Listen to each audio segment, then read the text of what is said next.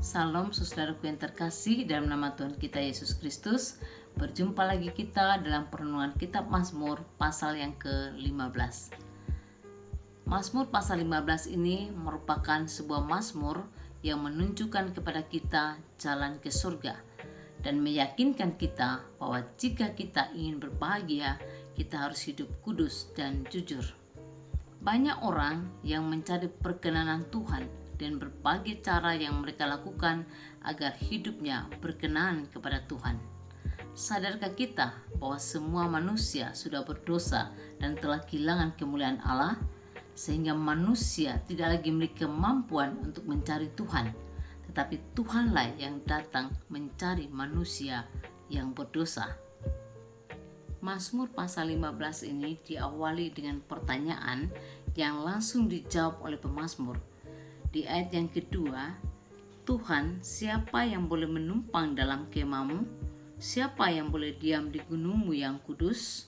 Jawabannya ada di ayat 2 sampai ayat yang kelima, yaitu Dia yang berlaku tidak bercela, yang melakukan apa yang adil dan yang mengatakan kebenaran dengan segenap hatinya, yang tidak menyebarkan fitnah dan lidahnya, yang tidak berbuat jahat terhadap temannya, dan yang tidak menimpakan celah kepada tetangganya, yang memandang hina orang yang tersingkir, tetapi memuliakan orang yang takut akan Tuhan, yang berpegang pada sumpah walaupun rugi, yang tidak meminjamkan uangnya dan makan riba, dan yang tidak menerima suap melawan orang yang tak bersalah. Siapa yang berlaku demikian tidak akan goyah selama-lamanya. Manusia dibenarkan bukan karena perbuatan kita, tetapi karena anugerah Tuhan semata. Kita dibenarkan karena iman kepada Tuhan Yesus Kristus yang sudah datang ke dalam dunia ini, yang sudah mati di kayu salib, yang bangkit dari antara orang mati, dan yang naik ke surga untuk menyediakan tempat bagi setiap orang yang percaya. Iman kepada Tuhan Yesus inilah yang melayakkan kita untuk datang kepada Tuhan. Iman kepada Tuhan Yesuslah yang membuat kita menjadi anak-anak Allah. Iman kepada Tuhan Yesuslah yang menjadikan kita orang-orang yang diberkati oleh Tuhan. Sebagai orang-orang yang sudah diselamatkan, kita harus hidup memuliakan Tuhan dengan melakukan kebaikan, hidup sebagai anak-anak terang, tidak melakukan hal-hal yang tidak berkenan di hati Tuhan atau yang merugikan orang lain.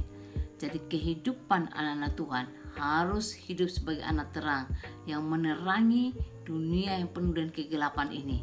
Harus hidup menjadi garam yang menggarami dan memberi rasa kepada dunia yang berdosa ini.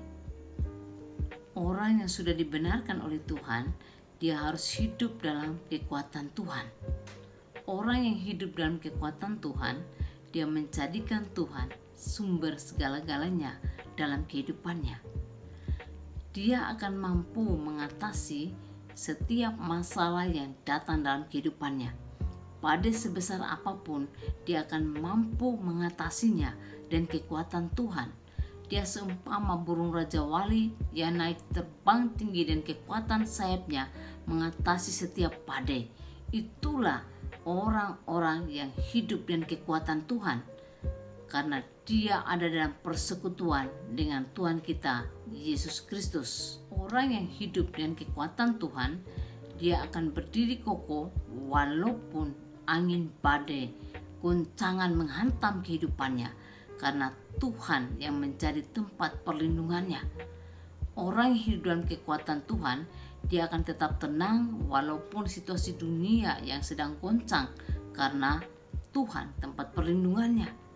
Orang yang hidup dalam kekuatan Tuhan, dia tidak akan khawatir walaupun ekonomi dunia sedang mengalami krisis, karena dia percaya Tuhan yang memelihara kehidupannya. Apapun yang sedang kita alami hari-hari ini, datanglah kepada Tuhan. Percayakanlah seluruh hidup kita kepadanya. Serahkanlah semua pergumulan kita kepadanya. Dia Allah yang Immanuel, menyertai kita. Dia Allah yang maha kuasa. Dia Allah yang berdaulat atas ciptaannya.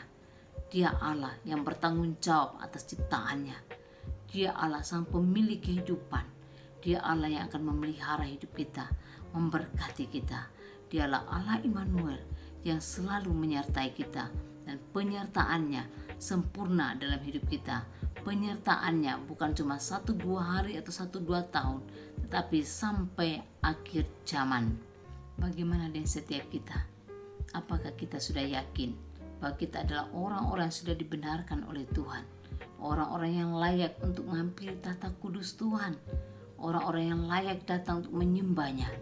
Kalau kita yakin bahwa kita adalah orang-orang yang sudah dibenarkan oleh Tuhan, orang-orang yang ada dalam persekutuan dengan Tuhan, hiduplah dalam kekuatan Tuhan, supaya ketika badai pergumulan menghantam kehidupan kita, kita akan tetap berdiri kokoh dalam iman kepada Tuhan kita Yesus Kristus.